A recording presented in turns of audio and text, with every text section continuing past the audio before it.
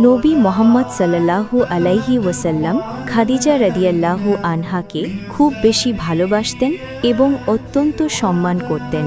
খাদিজা বিনত খুয়াইলিদ রাদিয়াল্লাহু আনহাও নবী সাল্লাল্লাহু আলাইহি ওয়াসাল্লামকে পুরোপুরি বিশ্বাস ও সমর্থন করতেন। যখন নবী সাল্লাল্লাহু আলাইহি ওয়াসাল্লাম প্রথম ওহী পেলেন এবং ভয় পেয়ে ঘরে ফিরে এলেন, তখন খাদিজা রাদিয়াল্লাহু আনহা তাকে সান্ত্বনা দেন এবং বলেন যে আল্লাহ কখনো তাকে অপমান করবেন না। তিনি প্রথম ব্যক্তি যিনি ইসলাম গ্রহণ করেন। খাদিজা রাদিয়াল্লাহু আনহা জীবিত থাকা পর্যন্ত নবী সাল্লাল্লাহু আলাইহি ওয়াসাল্লাম আর কোনো বিয়ে করেননি। প্রায় ২৫ বছর তাদের দাম্পত্য জীবন ছিল। খাদিজা রাদিয়াল্লাহু আনহা মৃত্যুর পরও নবী সাল্লাল্লাহু আলাইহি ওয়াসাল্লাম তাকে প্রায়ই স্মরণ করতেন এবং তার বন্ধুদের প্রতি সম্মান দেখাতেন।